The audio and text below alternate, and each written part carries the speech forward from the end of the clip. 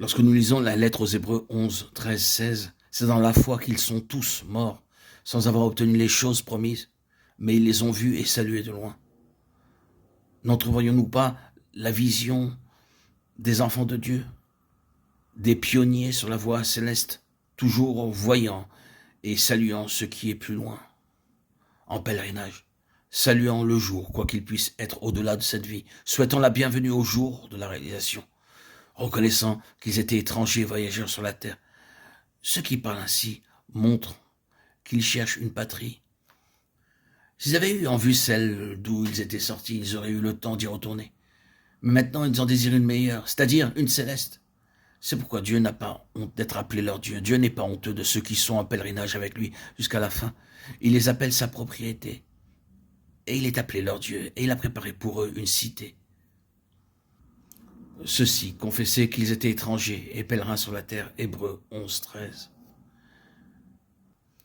C'est dans la foi qu'ils sont tous morts, sans avoir obtenu les choses promises, mais ils les ont vus et salués de loin. Il y a dans ces tous un merveilleux résumé quand vous le méditez. Il dit d'eux qu'ils avaient vu quelque chose et qu'ils n'en vu jamais. Ils ne pourraient se reposer sur cette terre jusqu'à leur dernier jour et leur dernier souffle. Ils étaient encore pèlerins, l'appel de l'invisible était en eux.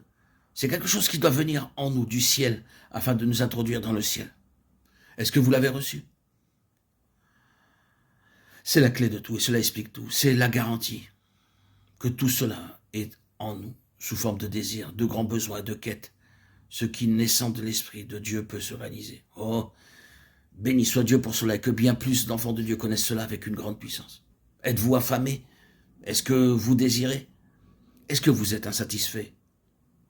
C'est une prophétie de ce qui doit venir. Est-ce que vous êtes installé ici-bas? Votre vision est-elle courte et rétrécie? Est-ce que vous pouvez accepter les choses comme elles sont? Très bien. Alors vous n'irez pas très loin. Dieu s'appelle lui-même le Dieu de ceux qui sont pèlerins. Il est le Dieu des pionniers.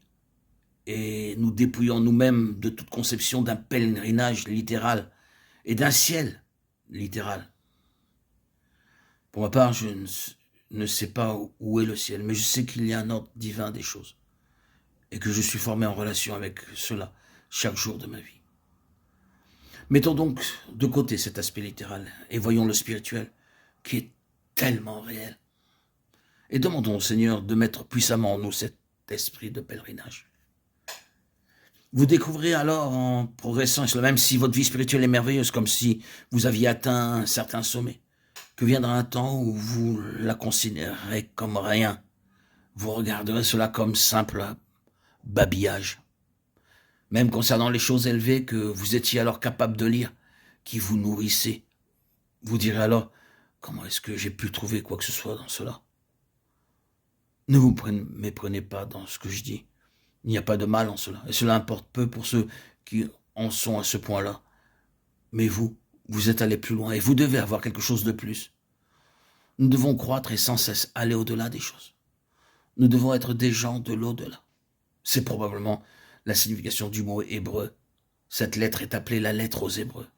Elle parle des pèlerins et des étrangers. Et si le mot hébreu signifie une personne de l'au-delà, bien alors nous sommes des gens de l'au-delà. Notre demeure et notre centre sont au-delà. Nous sommes pèlerins ici-bas, pèlerins de l'au-delà. Puisse le Seigneur nous faire la grâce et nous préserver de toute léthargie, de la fausse satisfaction ou de l'impatience à vouloir parvenir à une fin ici-bas. Gardons nos yeux et nos cœurs sur ceux qui ont initié la voie avant nous, la voyant, la saluant et mourant dans la foi.